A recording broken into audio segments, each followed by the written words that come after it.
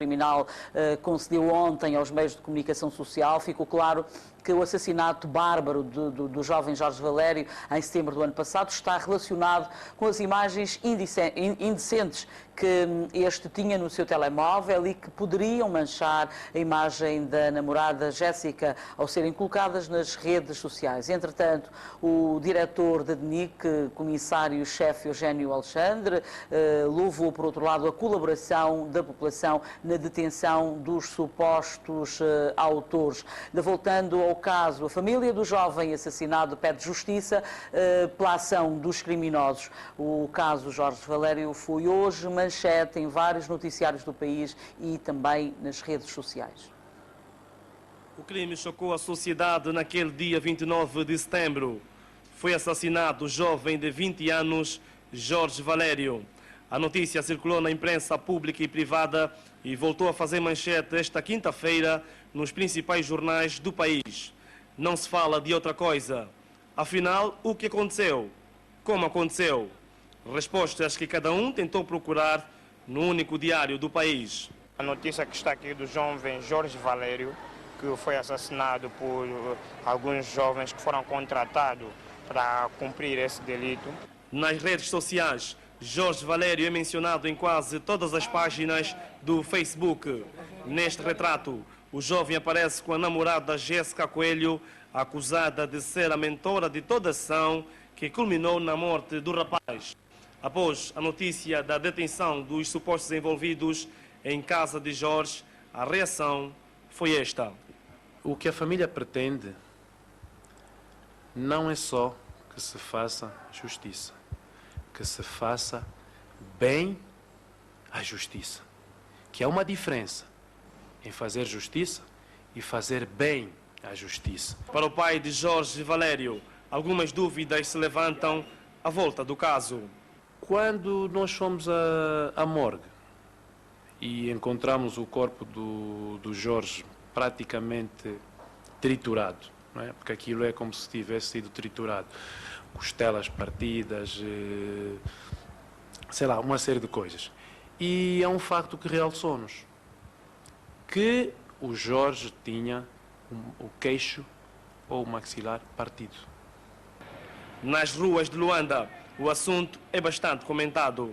Seja provado que foi mesmo a rapariga, né, que mandou fazer isso, eu acho que existe os tribunais, existe a justiça, existe todo esse acompanhamento, os psicólogos, essas coisas todas, para poderem aprovarem que foi realmente ela que mandou fazer isso. Existe a lei, devem passar a demonstrar perante a sociedade quem comete um crime como esse, o Estado deve passar a agir com medidas duras para as pessoas refletir que eu, se cometer o mesmo crime, irei pagar pelo mesmo crime. À rua para ouvir a opinião dos cidadãos em relação aos crimes violentos que o país tem estado a registrar nos últimos tempos. Para eles, o grande problema prende-se com a falta de educação e sugerem também que a pena máxima deve ser revista na nossa lei. Entretanto, o Comandante-Geral da Polícia Nacional, Ambrósio de Lemos, revelou que só durante o ano de 2012 o país registrou mais de 200 crimes violentos e que deste número 101 foram esclarecidos. Nos últimos tempos, são vários os relatos de assassinatos que acontecem no país. Crimes preocupantes carregados de barbaridade, que são aqueles tipificados em homicídios, ofensas corporais graves e violações. Muitos deles bem conhecidos na nossa sociedade, como é o caso do tio que violou a sobrinha depois de assistir a um filme pornográfico, a jovem que depois de violada foi atirada do prédio, as mais de 20 vítimas assassinadas nas estradas para roubarem-lhes as viaturas de marca Mitsubishi Canter e, mais recentemente, o assassinato de Jorge Valério e muitos outros casos. Durante o ano 2012, nós registramos como crimes violentos por homicídios, especialmente, 217 que foram perpetrados por elementos marginais e na sequência investigativa foram esclarecidos 101. Isto quer dizer que ainda temos que trabalhar, estamos a trabalhar, continuaremos a trabalhar nas investigações a fim de chegarmos até os autores desses mesmos homicídios. Crimes, na sua maioria, derivados de desentendimentos entre as pessoas e também por motivos passionais. Casos que a polícia classifica como bastante violentos. É necessário realmente um trabalho de educação cívica às pessoas e também educação jurídica, porque elas não sabem às vezes em que é que estão a incorrer em termos de gravidade de lei e as sanções que lhes poderão ser aplicadas pelo cometimento desses crimes. Opinião essa partilhada pelos cidadãos. Mesmo dentro da família, há um vazio em que a raiz da própria família, onde saiu o pai, de onde nasceu a mãe, não tiveram aquela educação para dar nos filhos.